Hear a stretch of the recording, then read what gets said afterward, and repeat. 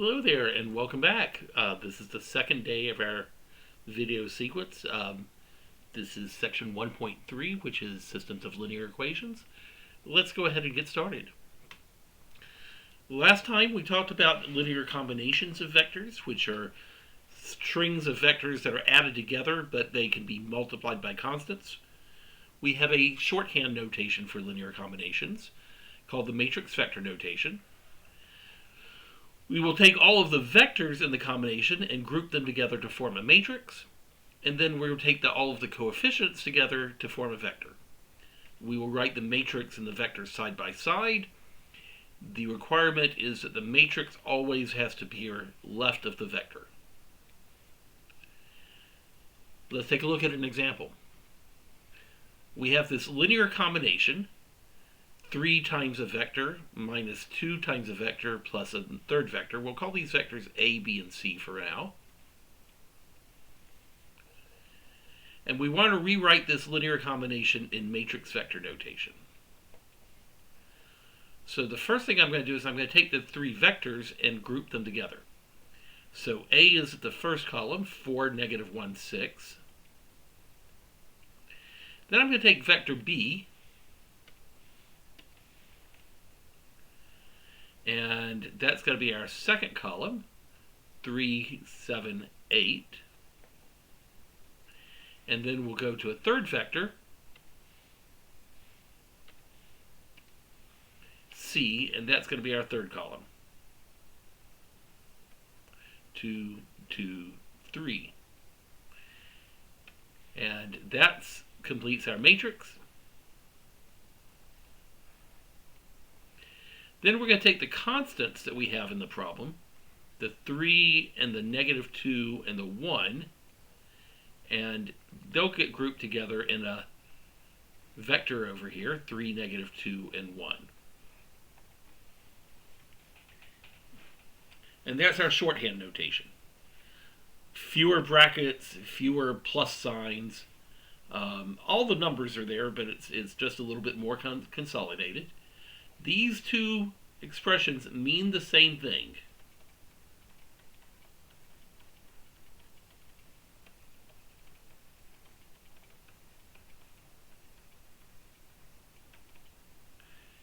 But because this notation here is shorter, we'll see it more often. Right? Let's try another example. We'll write this linear combination in matrix vector notation, and we'll go ahead and compute its value as well. So this linear combination, the vectors are 1, 3, 2, 2, and 5, negative 1. Those form the 3 columns of our matrix. And the constants are 4, negative 1, and 2, and those are going to form the column in our matrix. Now you may be a little surprised that we can do this because these vectors are in R2 and this vector is in R3.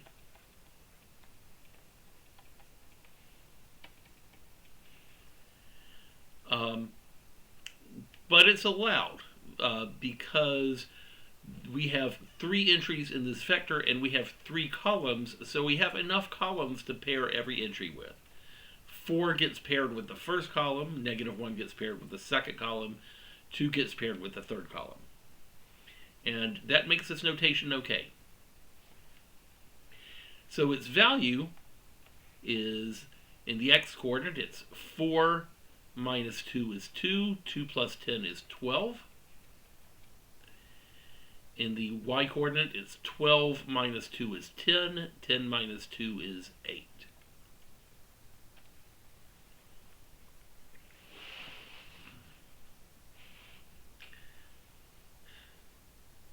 Let's move on. Long definition, but we'll go through this carefully. A system of linear equations is a set of one or more equations of a form where the left side is a sum that looks like a linear combination. It's a scalar times the first variable plus the scalar times the second variable plus the scalar times the third variable, so on and so forth, is equal to a constant. We have more than one equation, or generally have more than one equation in this system.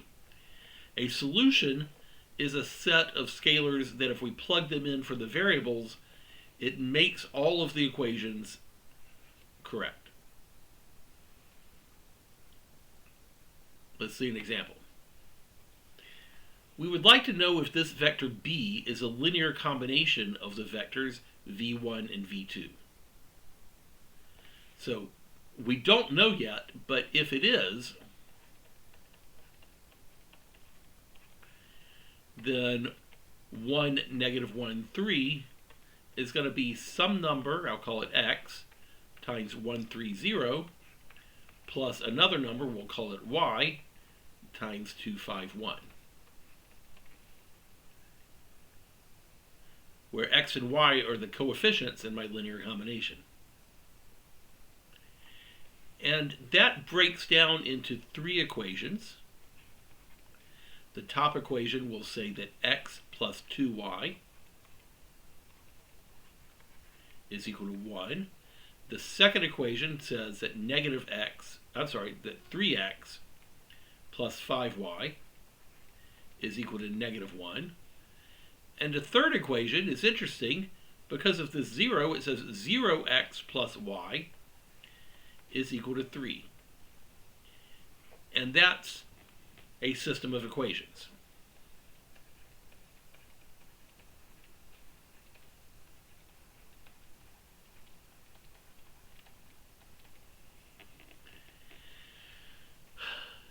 So can we solve this system of equations? Well, we already have a solution for y. Y is equal to 3. And let's use that with the first equation. So we're going to combine the third equation and the first equation and rewrite this as x plus 6 is equal to 1. Since I know that y is 3, 2y is equal to 6. And that tells me that x is equal to -5.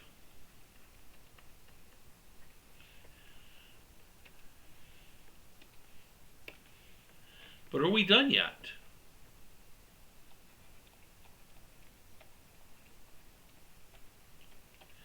We figured out what x was, we figured out what y was, but the definition says that our solution has to work in all of the equations.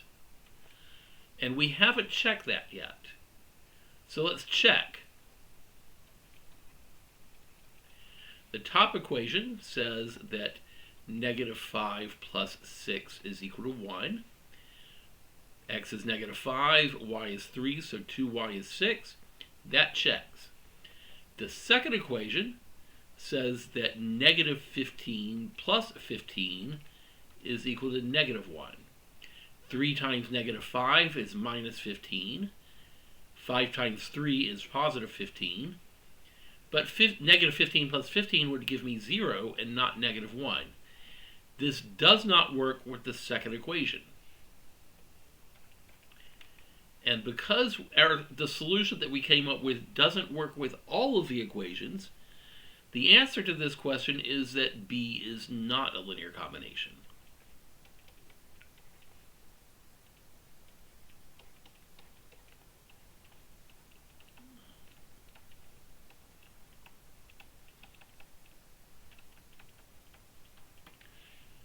It's not a linear combination. So let's look at an example where the vector is a linear combination. Let's see one of those. We're going to show that 4, 6 is a linear combination of -2, 5 and 2, 1. So for this to work, there have to be scalars that we can multiply by each of the vectors. So there'll be some constant that we can multiply by -2, 5, and some other constant that we can multiply by 2, -1, and they will combine to give me 4, 6. But that leads to the system -2x plus 2y is equal to 4, and 5x minus y is equal to 6.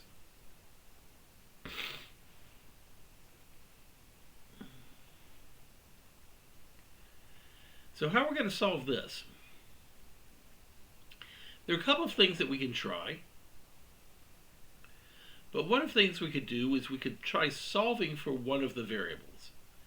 So if I took the second equation and worked with the second equation for a moment, I can rearrange that to get y is equal to 5x minus 6. And now if I know that what y is in terms of x, I can substitute that into the first equation. Negative 2x plus 2 times 5x minus 6 is equal to 4.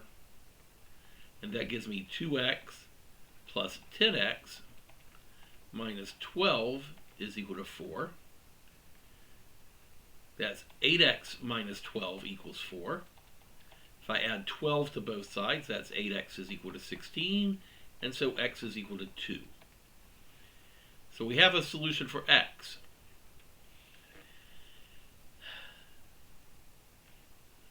We could get a solution for y by plugging in x equals 2. We know that y is 5x minus 6, so 5 times 2 minus 6 is equal to 4. And so we have values for x and we have values for y. But again, the definition says that these values have to work in the entire system. So let's check that out. In the top equation, we have negative 2 times 2 is negative 4. 2 times 4 is 8. Negative 4 plus 8 is equal to negative 4. That equation checks. 5 times 2 is 10. 10 minus 4 is 6, and that equation checks also. And since this solution makes the entire system true, B is a linear combination in this problem.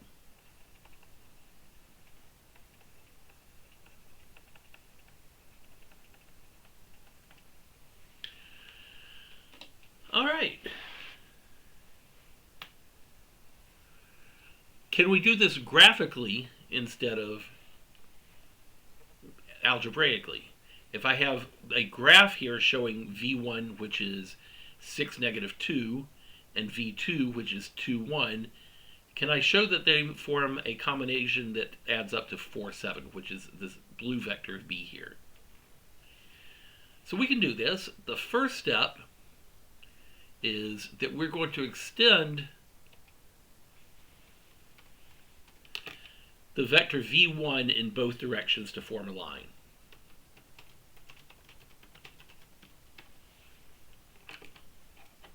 So let's give this a try. I'm going to try to do this.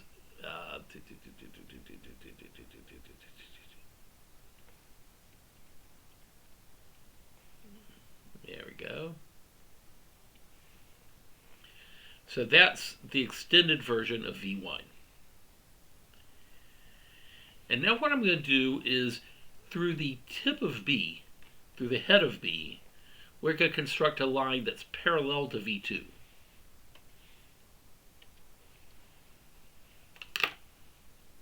At the head of B, form a line parallel to V2. So let's see if we can do that.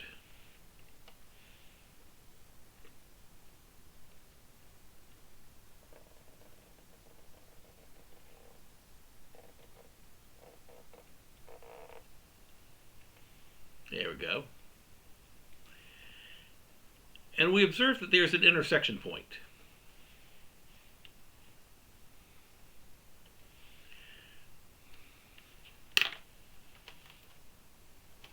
Do they intersect? Do the lines intersect? And they do, and this is important because it gives us the information we need to build the linear combination. Starting at the origin, we have to travel along this line 1 unit, but 1 unit in the negative v1 direction. This is minus v1. And so we're going to take negative v1. And then once we get to this intersection point, we're going to turn, and we're going to travel through 1, 2, 3, 4, 5 copies of v2. This is v2 is a short vector here, and we go through that vector 5 times in order to arrive at b. But if we do those two sets of vectors head to tail again, the head of negative v1 is the tail of 5v2, then that gets us to point B. And we can check, does that work?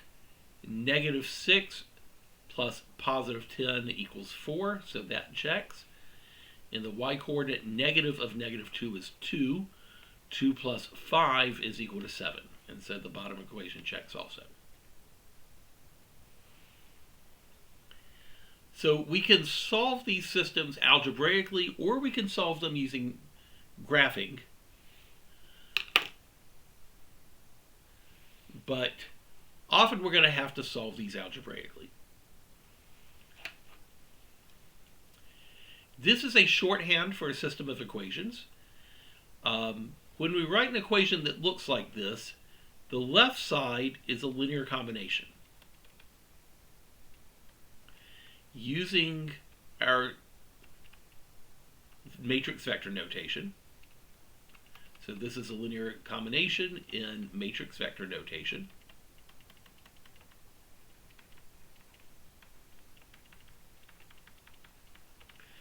But the missing part is the vector that contains the coefficients. That is, if x is equal to, say, C1, C2, C3, those are the unknowns in the equation. C1 times 307 plus C2 times 141 plus C3 times negative 253 adds up to 736.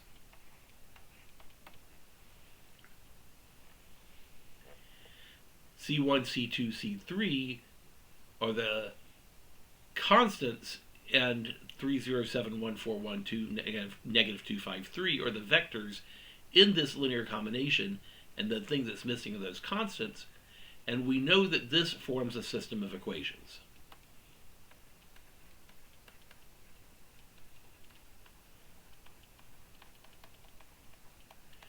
And so this type of equation, a matrix times a vector equals another vector, leads us to a system of equations every time that we can solve.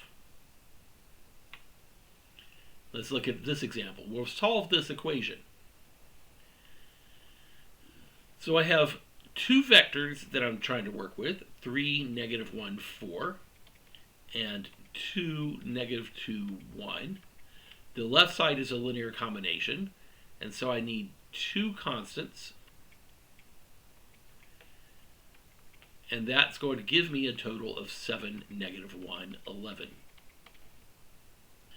My constants in this case are C1 and C2, and so my system of equations will be 3C1 plus 2C2 is equal to 7, negative C1 minus 2C2 is equal to negative 1. I'm going to skip a little space here and write 4C1 plus C2 is equal to 11. And those are the equations in my system.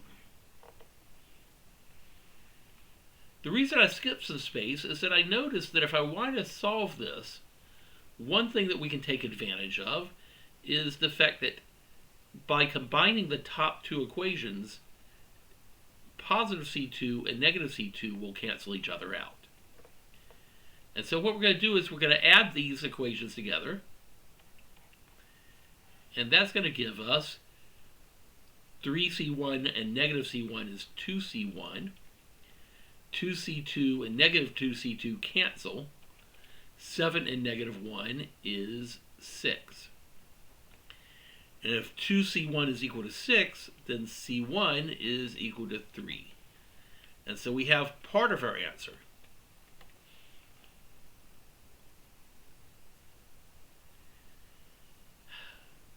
So if c1 is equal to 3, well, then maybe we can figure out what c2 is by looking at the other equation, the one that we haven't used yet. If c1 is equal to 3, 4c1 will be 12. And so 12 plus c2 is equal to 11. And that tells me that c2 has to be negative 1. And then once again, we have to check to make sure that works in all three equations. So in the top equation, we have 3 times 3 plus 2 times negative 1. That's going to be 9 minus 2 is 7. That checks. In the middle equation, we'll have negative 1 minus times 3 is minus 3. Negative 2 times negative 1 is plus 2. And negative 3 plus 2 is negative 1. So that equation checks as well. In the third equation, we have 4 times 3 is 12. 1 times negative 1 is minus 1. 12 minus 1 does equal 11, and so that's a solution. And so the vector that we're looking for is the vector that contains these two constants. And so our solution is that x is in the vector 3, negative 1.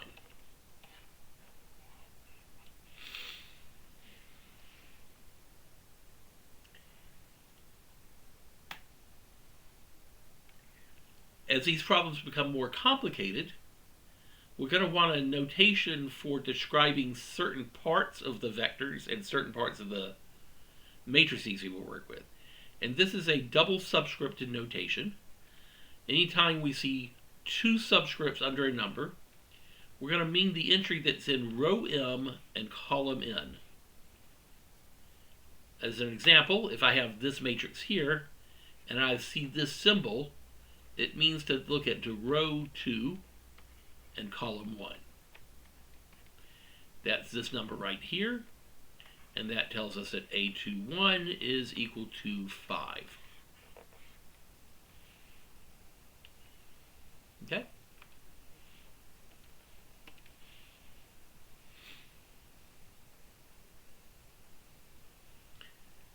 Let's move on. Some more notation. If I have a system of equations, the coefficient matrix for the system records all of the numbers on the left side of the equation that are the coefficients of the variables. So in the top row, we would have a 1 because this is 1x1, negative 3x2, positive 2x3, positive 11x4. So the top row would be 1, negative 3, 2, 11. The bottom row would be 5, 1, 8, and negative 6.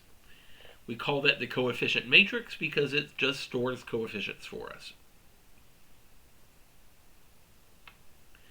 If I want to describe the size of the coefficient matrix, we always give the number of rows first. And so this is a 2 by 4 matrix, not a 4 by 2 matrix.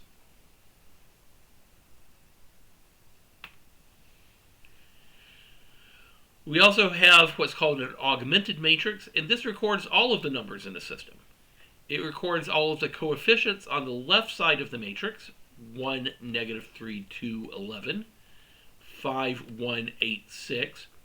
But then it also records the constants 2, negative 7. It has one extra column compared to the coefficient matrix.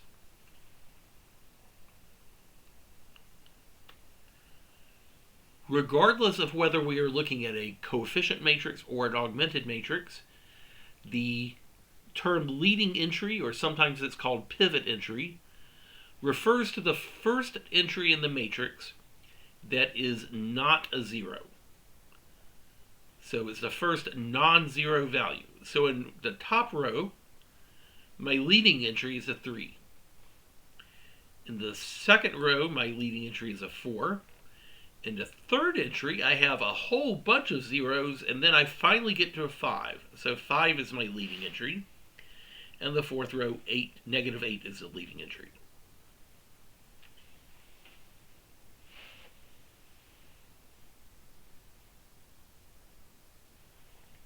Those are leading entries. A matrix is an echelon form if the leading entries are ordered strictly left to right. It's also possible that we might have a row that doesn't have a leading entry at all, because every entry in the row is a 0. The row is entirely composed of zeros. If we have such a row, it shows up at the bottom of the matrix. So as an example, these matrices are in echelon form. I'm circling the leading entries in this first matrix, and these leading entries move left to right. They skip over this column, and that's okay. Skipping a column is okay, but they have to always move left to right. These leading entries also move left to right, and so both of these matrices are in echelon form.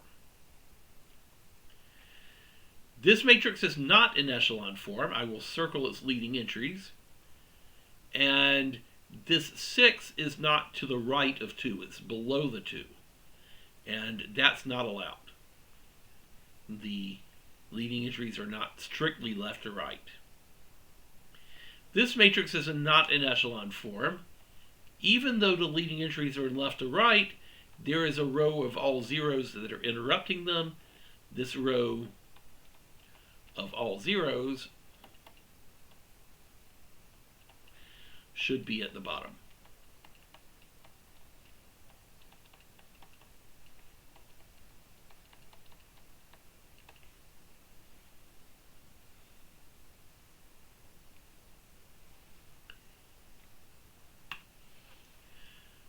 Every matrix, every single matrix can be reduced to an echelon form using a combination of these 3 steps, and we call these steps row operations.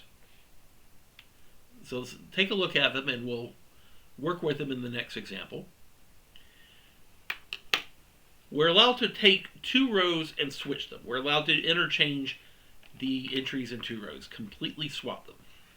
We use this step if we have a row of all zeros that we need to move to the bottom. So this step is good for moving zeros. We're allowed to scale a row. We can multiply every entry in a row by a non-zero constant.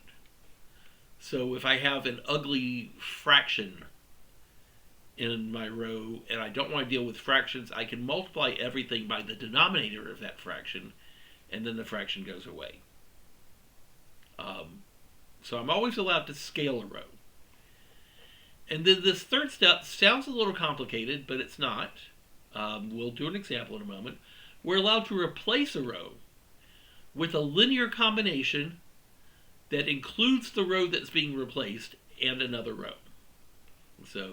But we do have to include the row that's being replaced as part of the combination. Let's try some examples. I have 3 matrices here that are not in echelon form, but we can move them into echelon form using one operation on each matrix. So in row 1, the problem is that the leading entries are in the wrong order. They go right to left instead of left to right.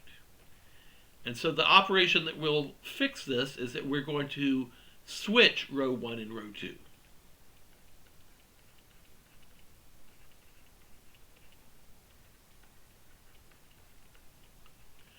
And when we do that, we'll have 3, -6 on the top row and 0, 7 on the bottom row. And now this is in echelon form.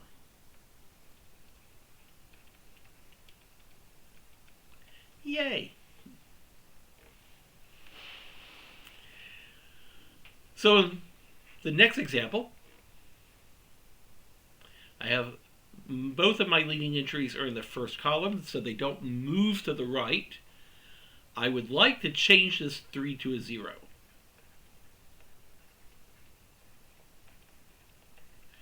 That's going to be my goal.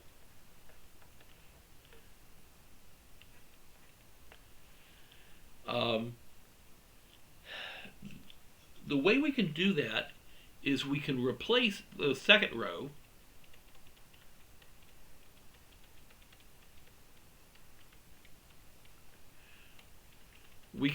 it with a linear combination. And the linear combination is going to be, we're going to take row 2, which has a 3 here, and negative 3 times row 1. 3 and negative 3 times 1 is going to give me a 0. Let's see how that works. The top row is not going to change because only row 2 is getting replaced.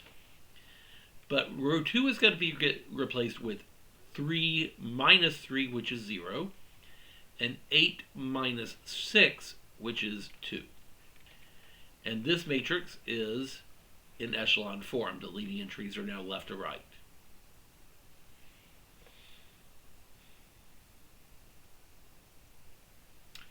All right. Here's another example.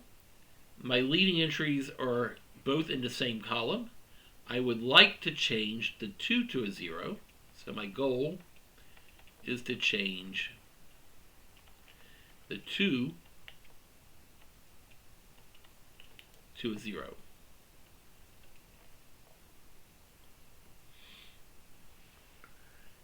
And the linear combination is a little less obvious in this case. The lowest common multiple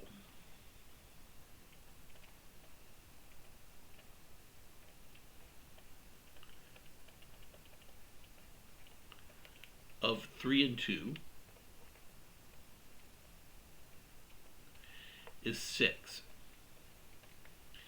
So if I take 3 times the second row, that's going to turn this into a 6. And if I take 2 times the first row, that will turn the 3 into a 6. And then if I subtract them, 6 minus 6 is going to be 0. So what we're going to do is we're going to replace row 2 with, I'm going to take 3 times row 2. That's going to change this 2 to a 6. And then we're going to subtract 2 times row 1. 2 times row 1 will also give me a 6 in that position, and that's going to be how I get my 0. I'm using the 3 and the 2, finding their lowest common multiple, which is 6, and leveraging that common multiple to make the cancellation that I need to happen. So since row 2 is being replaced, row 1 is not changing, but row 2 is going to turn into 3 times 2 is 6, 2 times 3 is 6, 6 minus 6 is 0. 3 times 5 is 15, minus 2 times minus 2. This is negative and this is negative, so we're going to add 4. That's going to give me a positive 19. And that matrix is now in echelon form. And so that's how the interchange and the replacement steps work. They allow us to take a matrix that's not in echelon form and to put it into echelon form.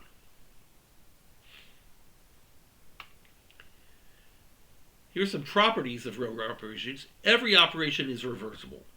We will never run into a dead end doing row reduction because every single row operation can be reversed. If we switch 2 rows, we can switch it back.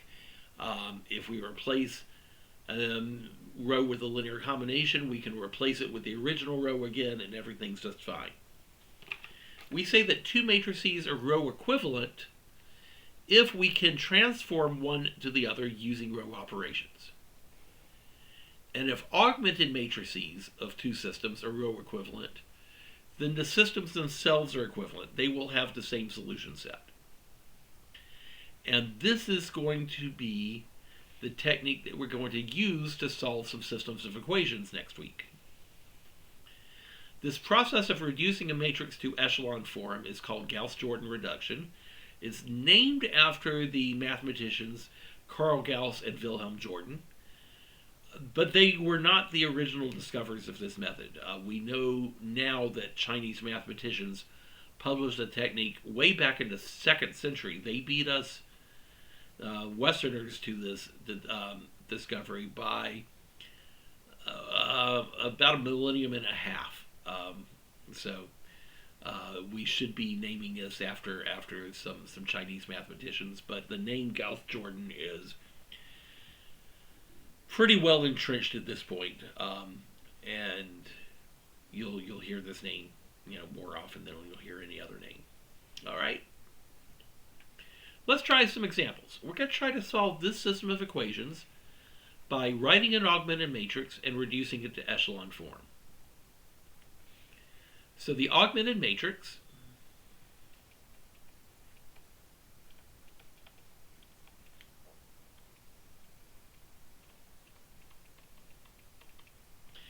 is, the top row is 1, 2, 1, 5. The middle row is 2, 1, 3, negative 1. And the bottom row is negative 1, 1, 4, negative 6.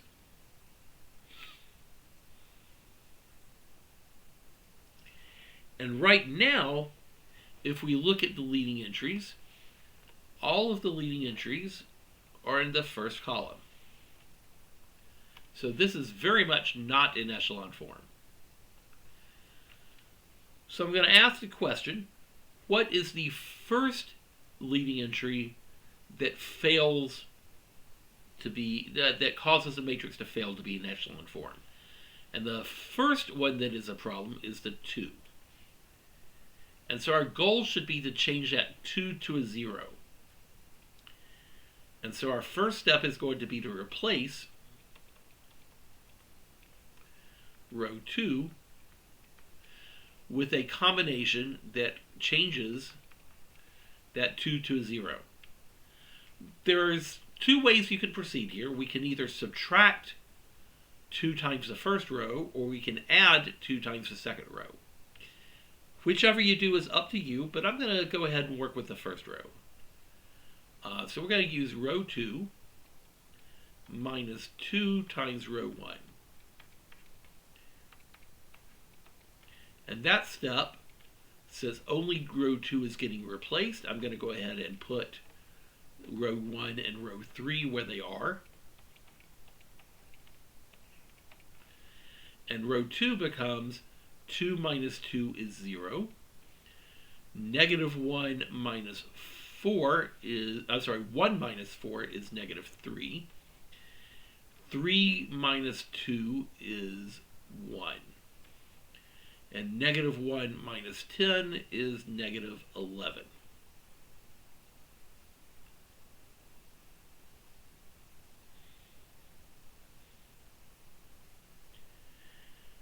So we've done one reduction step. Is this matrix in echelon form? The leading entries still are not in left to right order. The question again is, which leading entry is the first violation of those rules? And the first violation is that the negative 1 should not be in the first column. And so we want to change the negative 1 to a 0. So we want to find a linear combination that changes this negative 1 to a 0. That linear combination is to combine row 3 and row 1 and add them together. So what we're going to do now is we're going to replace row 3 with row 3 plus row 1.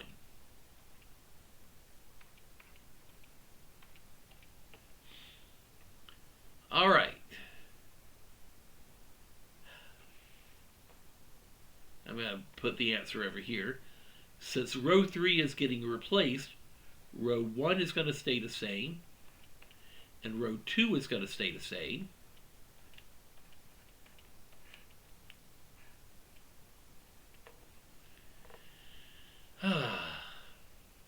And row 3 is going to change to 1 and negative 1 is 0. 2 and 1 is 3. 1 and 4 is 5. 5, and negative 6 is negative 1.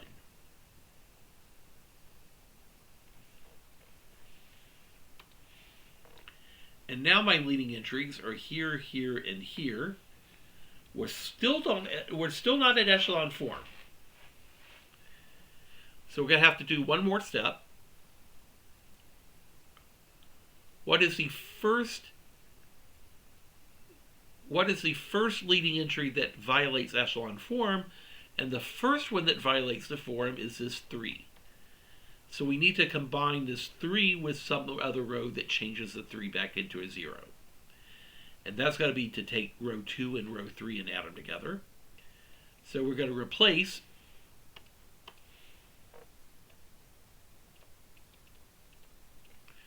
row 3 with row 3 plus row 2.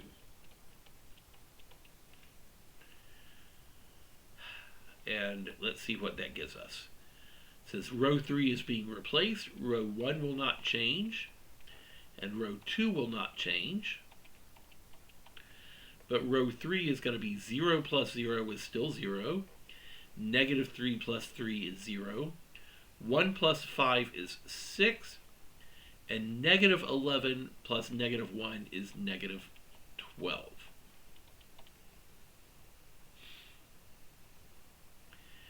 This matrix is in echelon form.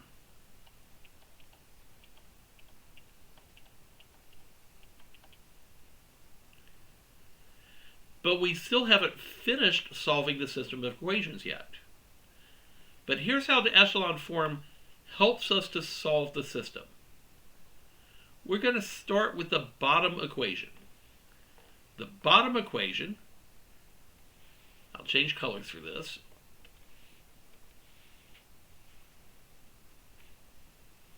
The bottom equation says that 6 times our third variable is equal to negative 12. 0 times x1 and 0 times x2 and 6 times x3 is equal to negative 12. Well, that tells me that x3 is minus 2. And so we have a solution for one variable immediately from looking at that row of the system. Now, because of the way the echelon form works, the next row up only introduces one more variable. This only has x2 and x3. The next equation says that negative 3 times x2 plus x3, and we know x3 is negative 2, is equal to negative 11. When we solve that equation, we will add negative 2 to both sides. We get negative 3x2 is equal to negative 9. That means that x2 is equal to 3.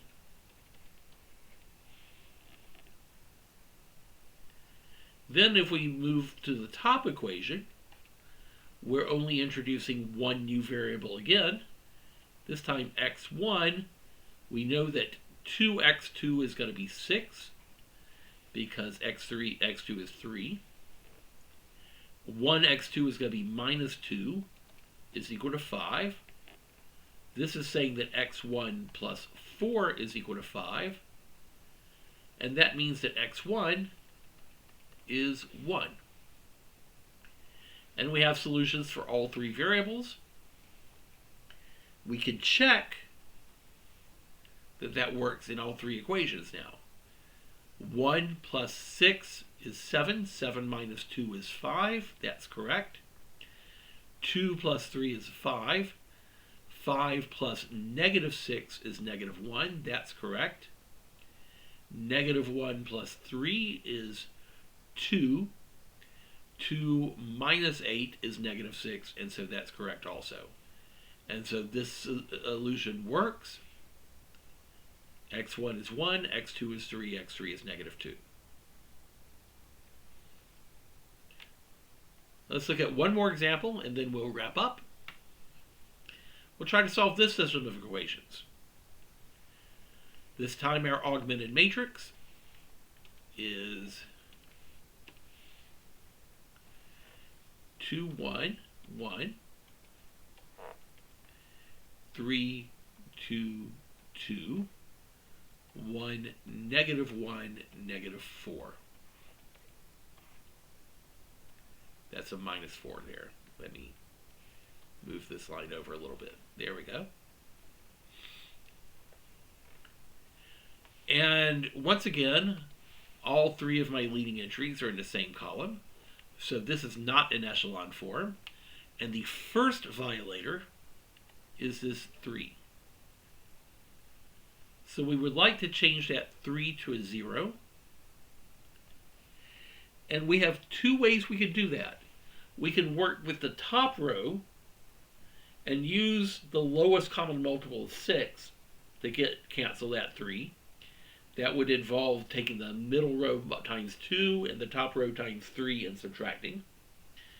Or we can work with the row below it, row 2 and row 3, and then we don't have to go to 6, we can just use 3. We can use 3 minus 3 and get 0 that way. So let's try that. That seems like it'll be less work. So we're going to replace row 2 with row 2 minus 3 times row 3.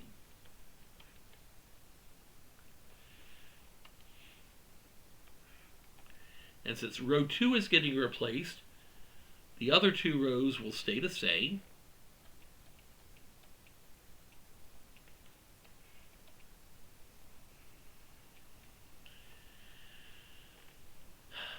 Three and negative 3 is 0. 2, negative 3 times negative 1 is positive 3, so 2 plus 3 is going to be 5. 2, negative 3 times negative 4 is 12. 2 plus 12 is 14.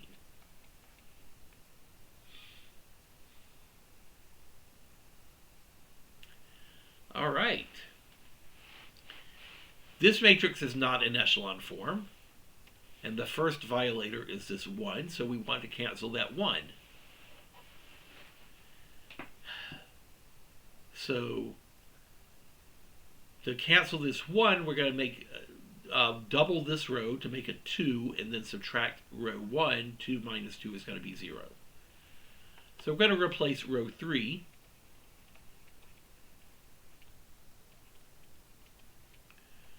with 2 times row 3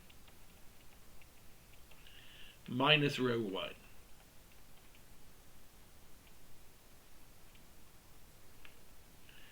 And let's see how that works. The other two rows stay the same. And the bottom row is going to change to 2 minus 2 is 0. Negative 2 minus 1 is negative 3. Negative 4 minus 2 is negative 6.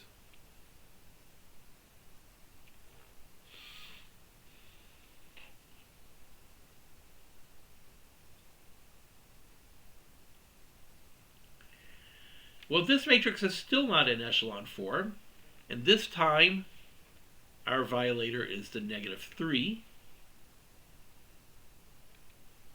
So we're going to have to cancel that negative 3.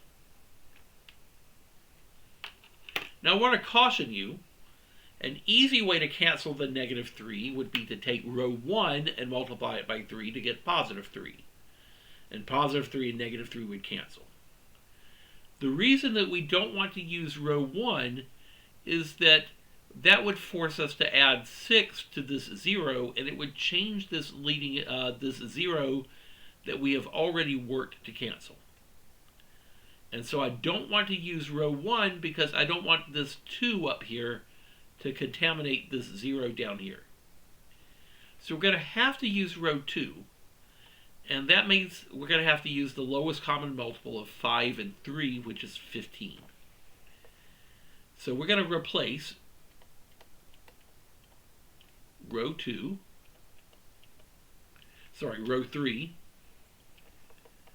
with, I'm going to multiply the second row by 3, and the third row by 5. So 5 times row 3 plus 3 times row 2.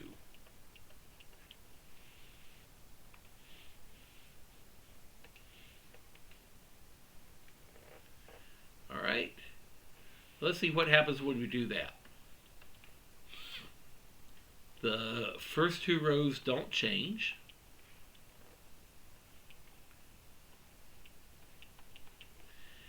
The third row, 5 times 0 plus 3 times 0 is still 0. 5 times negative 3 is negative 15. 3 times 5 is positive 15. That cancels and gives me 0. 5 times negative 6 is negative 30. 3 times 14 is 42. Negative 30 plus 42 is 12. And now this matrix is in echelon form.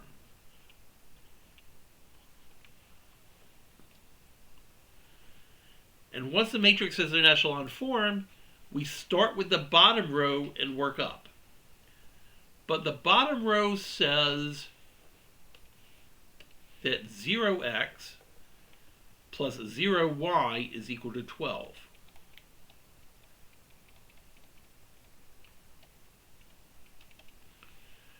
The bottom row says 0x plus 0y is equal to 12, and that's impossible.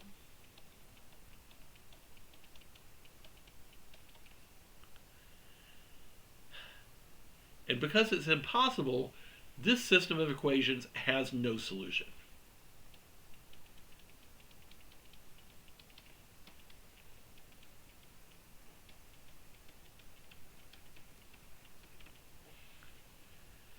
We did all of the work, but we found ourselves in a situation that was impossible to solve for x and y. In the next video, we're going to do some more work with this echelon form. We're going to look at some systems that have two solutions, and one of the things we know is as soon as you have two solutions, you have an infinite number of solutions. And how do we write an infinite number of solutions? That's one of the things we're going to look at next time. Take care of yourselves. Thanks for staying through the video.